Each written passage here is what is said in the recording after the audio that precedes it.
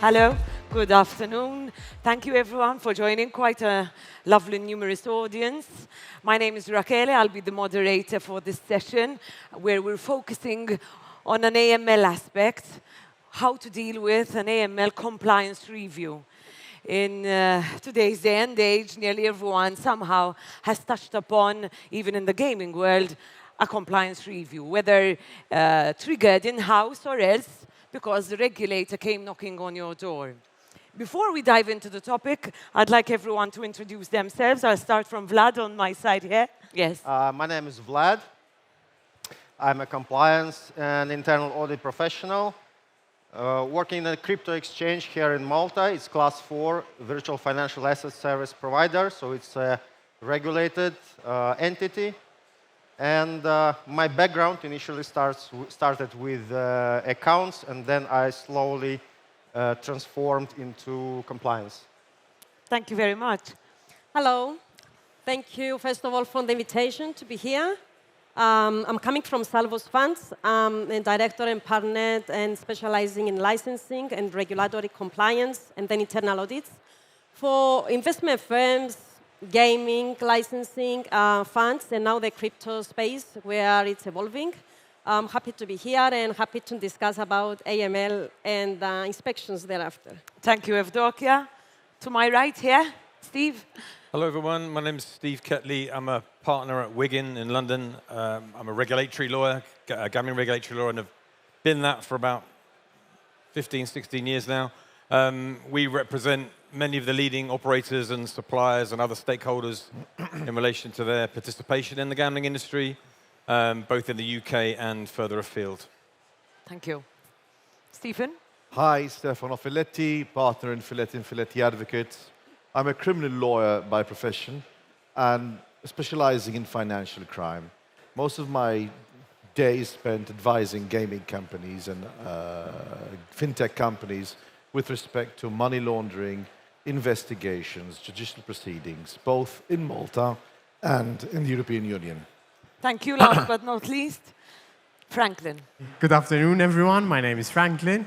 I'm a lawyer by profession. I'm one of the directors at CSB Group, specialized in international tax, local tax, and regulated industries and compliance. And thank you for being part of this panel as well. Wonderful. To kick off the discussion, some interesting and maybe not so nice to hear statistics. We're seeing quite a lot of regulatory reviews being carried out, even on gaming companies. Last year, there was the maximum penalty ever issued by the FIAU was of €4.9 million against one local licensed entity, not in the gaming sphere. But in the gaming sphere, this year already we've seen one gaming operator being penalized €286,000. Last year, it was the maximum against the gaming operator was more than $500,000 of a penalty. Both have since been appealed. The most administrative penalties that have been issued were on a particular topic for ongoing monitoring and scrutiny of transactions. So that gives a bit of an idea what the regulators are looking for and at when coming to your premises and conducting reviews. So we ended with you, and I'll start with you, Franklin, if you don't mind. How can we plan for these? It's imminent. It should happen at any point in time. How can an operator in this licensed environment plan for an inspection, an AML compliance review? So in my opinion, I think the baseline should be in having an effective training program to train your staff. Also in training your staff when it comes to regulatory reviews and compliance. And when you are approached with an investigation, you should not be scared of the regulator. You should be confident in your policies, in your procedures, and the way you implement those. Carry out mock audits on yourself, and also invest money in having a good compliance team, a good internal auditor, and possibly as well having an independent auditor, third-party auditor, to review your policies and procedures. So I'll start off with that. Okay. Shall we go to the UK now? Steve, You're seeing the aspect from a UK GC perspective. What are they currently looking at when carrying out inspections? And what are the topics of the day that have come out in recent years and months? I'll stick to AML. There's lots of other topics that the Commission like to focus on, but purely from the AML point of view, I think it's safe to say, if you had an assessment tomorrow as an operator, the Commission will really begin to drill down into the design of your policies and the design of your systems. I think there's a bit of focus from the regulator in light of a number of operators continuing to push back on the regulator, citing the ability under money laundering regulations to adopt a risk-based approach. The Commission will then push that back onto you and say, okay, explain what that really means. And I think it's probably fair to say the industry struggles with that. They struggle with the proper explanation, the logic that sits behind their approach to money laundering and terrorist financing risk mitigation. And it all begins, of course, as we know, with risk assessments, and then the flow of the risk assessment into your policy, and then the evaluation of your policy. Those three areas, that sort of trinity of risk assessment, policies, and evaluation, is actually enshrined in License Condition 12 in the LCCP. It's a cornerstone of the license conditions for a UK license holder. And often the Commission will, in their assessments, will look at those each individually. Clearly, they all interrelate. And often it can begin with a focus on your thresholds. And we've got to get into this a bit more detail, but things like thresholds are probably often the most emotive area for the Commission, because they'll often say, oh, they're too high. And then they won't tell you what they should be, and nor should they. It's up to the operator to work that out. But what we find operators are having success in assessments is when they properly do their homework and they can properly articulate to the Commission why their systems are designed the way that they are. If they've got a suite of thresholds and checks and balances, how they all work holistically, and in fact why, say, earlier stage risk mitigation can then inform subsequent risk assessments of customers. So I think, a long-winded way of answering, do your homework. Really understand why do you adopt the approach that you do, and be very careful about adopting what the Commission may see as, in effect, a cookie-cutter approach as to, well, everybody else does it. That's never going to be an answer. Or it's like a list that we just tick off, at least I have them, and I'm happy with them. Let's see if we go to a different jurisdiction. Evdokia is based in Cyprus. Quite a lot of penalties as well. She sent me a whole list of penalties that were issued just in a couple of months. Total 1 million plus since 2017, and the largest settlement being of 450K. How is it being tackled from a Cypriot regulatory perspective? First of all, I would like to share that as an island, we see collective efforts overall from the service providers and from, I would say, the main regulator positioning in Cyprus, which is SISEC, which is responsible for establishing licensing for investment firms and the supervisor, funds and crypto licenses. Okay. Which they put a lot of effort to establish Cyprus as a financial hub in Europe, which I say that they achieved that. We see, as we said, in other jurisdictions, fines on AML, which is very important to see that regulators, they are doing their best, but it's not enough, I will say, on what they do and the firms what they do in order to ensure compliance.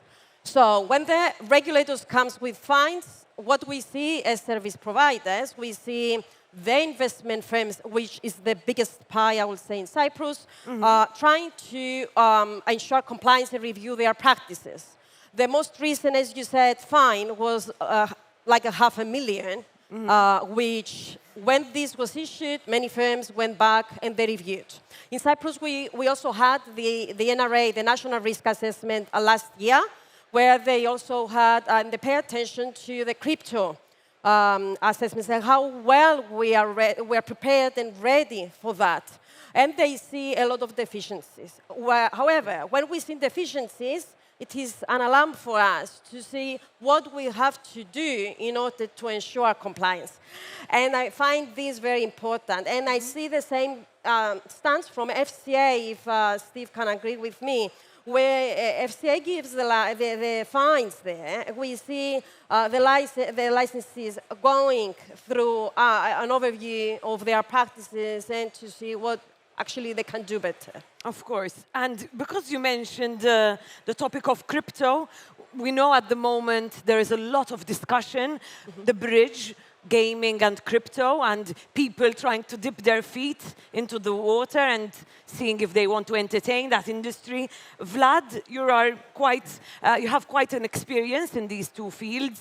What has been your experience in the AML compliance reviews in this new market of crypto virtual financial assets? That's how we call it in Malta. Okay, there are quite some differences, of course, between these two industries. And the way regulators work, they should address those different risks which are there. If we go into examples, let's start even with the simplest, with the value and volume. So you understand that the value of transactions which take place in the crypto industry or VFA industry sometimes can reach the levels which might threaten the financial stability of an industry or, in some cases, even of a jurisdiction. Other risks related are, for example, irreversibility of transactions. So once the transaction has happened, there is no way to cancel or reverse it. Of course, it's on the blockchain then, exactly. The transactions are instantaneous. What makes it worse, they can be globally instantaneous without any reasonable regulated financial intermediary in the middle. Of course. And the next one is anonymity, is a big issue because cryptocurrencies are, most of them, what's called pseudo-anonymous, like Bitcoin. You know, you can trace all the transactions, but it is hard to link a wallet to a particular individual. Some of the coins are completely anonymous, which are normally prohibited in a regulated environment, like in Malta, but it can still exist as an issue. Global transactions can go between regulated and unregulated jurisdictions, so there are a lot of issues related to that.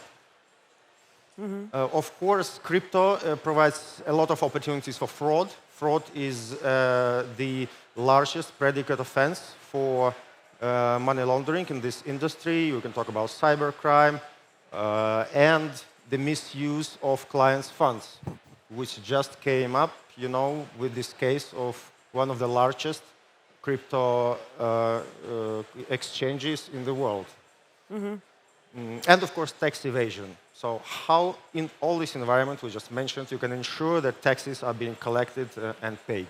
So the regulators' response in this case is, first, they promote specific tools, like travel rule, which is basically an equivalent of the SWIFT messaging system in the traditional world, blockchain analytics, which exploits this traceability of transactions, and you can trace like where is the money coming from.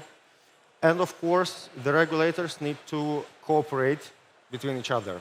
Because if, like you mentioned, if we are talking about accepting crypto payments in a gaming industry, here the two regulators should come together and decide how they treat, how they even define different terms and how they will split the responsibility and how they will they supervise this process.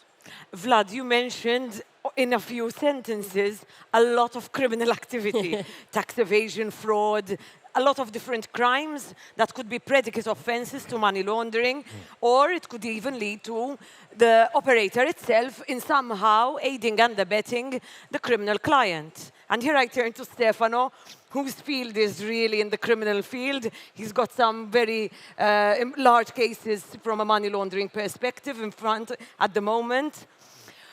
From an operator's perspective, where do you cross the line between the risk of being issued a penalty, which is administrative in nature, and all of a sudden having the liability of a criminal nature hanging on your head, on the company itself, or on the director, CEO, CFO, MLRO of that organization?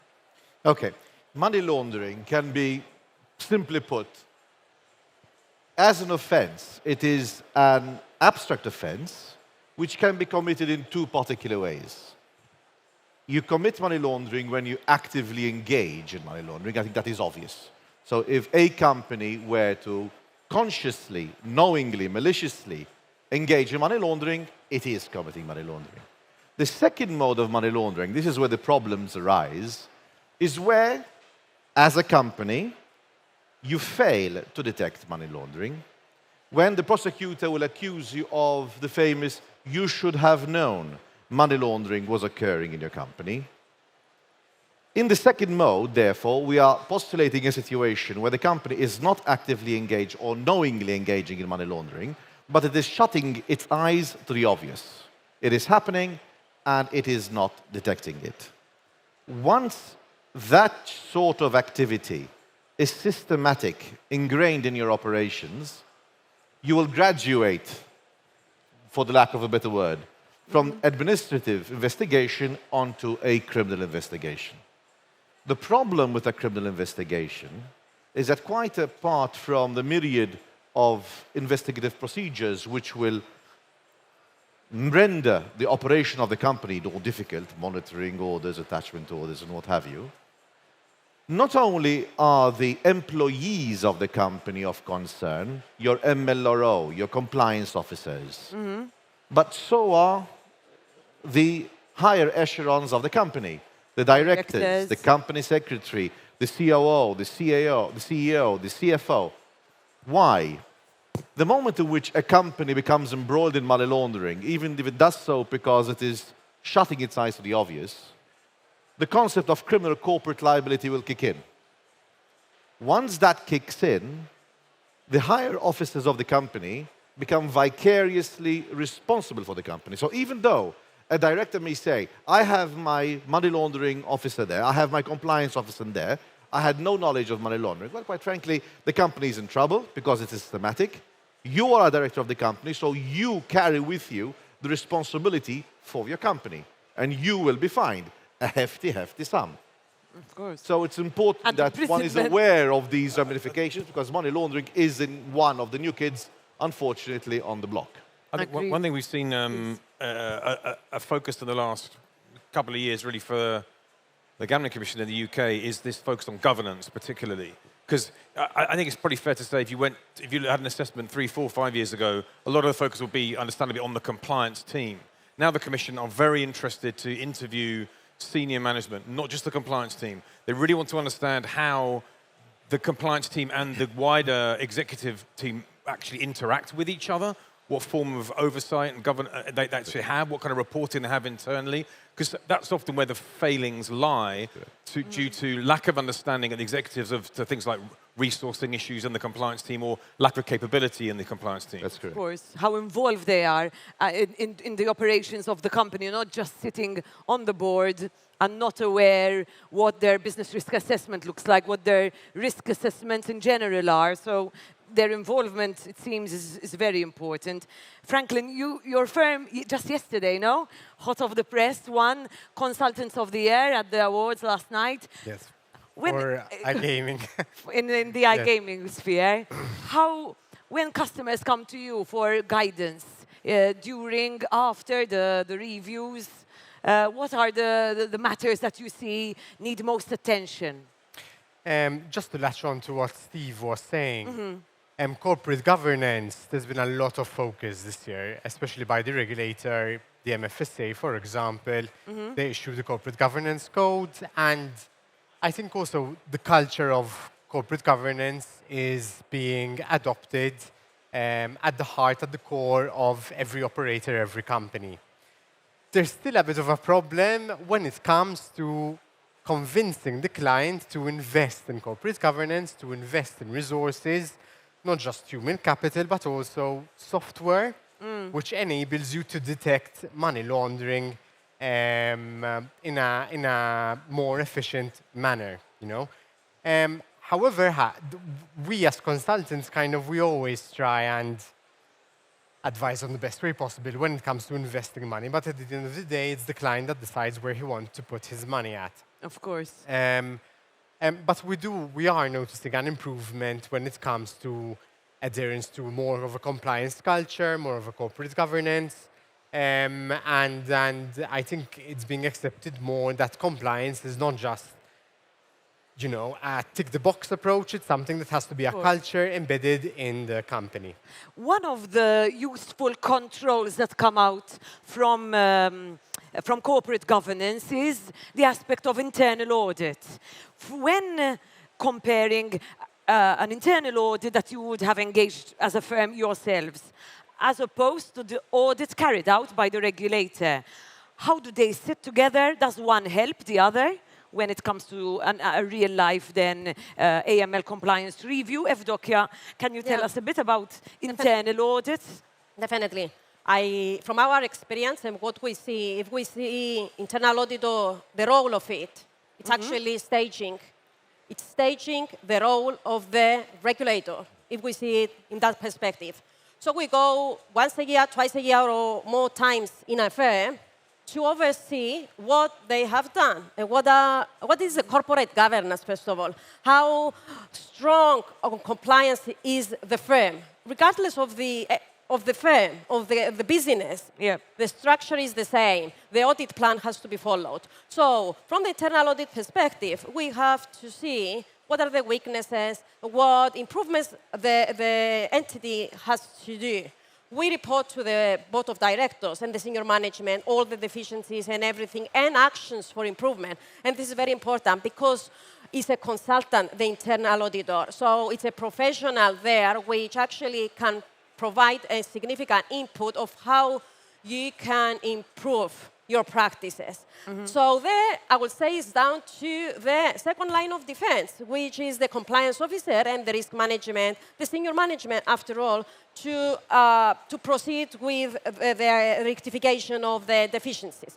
Let's say we follow the audit plan and the recommendations. Yep. Then, when an inspection comes from the regulator, we should not have any issues because we have done it. We already gone through it. Exactly. And the internal auditors are professionals like us, where we have done calls of representations. We help the firms ensure compliance. So if the firm listens to that, then we will not have it will not reach, I will say, in the stage where we're going for call of representations from the regulator. But that's the gap and the difference, I will say, where firms are seeing the internal audit as the policeman, where, okay, we have to do this annual report, submit it to the regulator, and it's done. It is not done. It's actually there to help you ensure the compliance and then for you to do things and before the inspection comes, because it will come eventually. So you should not wait for the inspection to come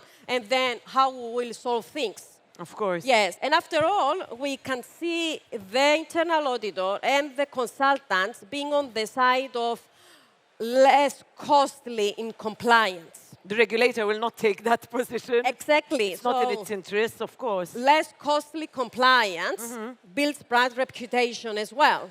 Whereas if you wait for the inspection to come and for the regulator to come, the fine comes, and then you destroy your whole efforts on building your brand and ensuring compliance. I mean, to answer your question, this kind of interplay between internal audit and the potential for an external assessment, and your question about the preparation. I mean, internal audit, by its nature, can often be a bit limited because it's often there to determine whether policies and procedures are being followed, whereas that kind of extra step that the Commission expects operators to do is to evaluate whether the policies and procedures are actually achieving their objectives. So when we do mock assessments, we're not really doing implementation audits. We're not checking whether they're following policies and procedures. We're much more interested in testing the logic of their policies, testing the design of them. Why did you do that then? What's the point of that?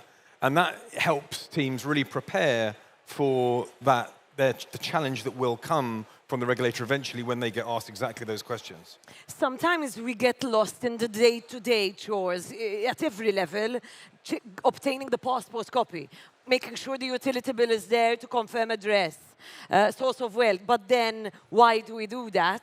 And we forget the bigger picture can actually lead to the risk where you miss the red flags of potential money laundering or funding of terrorism taking place. I think it's particularly important, I think, when you're seeing this interplay between AML and affordability, which do kind of talk to each other a bit, and to try and explain why you're doing certain things at certain parts of the customer journey that you may then do differently later on in the customer journey as different risks are presented. That sort of holistic approach is so important to be able to explain. That's true. My time is up. I'm seeing something flashing there. We had a lot more to discuss, a lot of questions. One last comment from everyone. Some takeaways for the audience in front of us to be strategically preparing for an AML compliance review. Very, very short. I'll start with you, Vlad. What do you think? You know, I'll go back to governance and internal audit. To be strategically prepared, make sure your governance is in place, segregation of duties, the 4 eyes principle, and make sure that the internal audit is there to periodically help you assess and improve your compliance. They are not your enemies. They are your tools to ensure compliance. Thank you, Vlad. Very well put. Evdokia? I will say ensure compliance, which is less costly. So in a less costly manner. That's a good point that you raised. Steve? You need to prepare and practice for these assessments. Everyone who attends needs to know what their role is. Some will be to drive the system. Some will be there to explain to the regulator why the system is designed the way that it is. And everyone needs to understand their role very clearly and prepare for it. Wonderful. Stefano? A bit more emphatically put from Steve, never underestimate the power of stupid. So make sure that you know what you are doing and your employees know what you are doing. Make sure you have a robust AML procedure in place, and when in doubt, ask. Criminal lawyers can be friends too. Franklin, your last comment? To continue on Stefano's, to curb stupidity, I suggest and recommend having an effective training program. You close the circle very nicely, exactly. Franklin. Which can, and not just a video recording, and you show it once a year. Make it a bit more interesting. Have group sessions as well. I think training is very important and mostly underestimated when it comes to preparation for compliance visits. Of course. I think they've said it all. Quite a lot of notes for you to take. We'll be around if you'd like to speak to us after. Thank you for your attention and enjoy the rest of the conference. Thank you, WH Partners, for the session. Thank you, WH Partners. Thank you.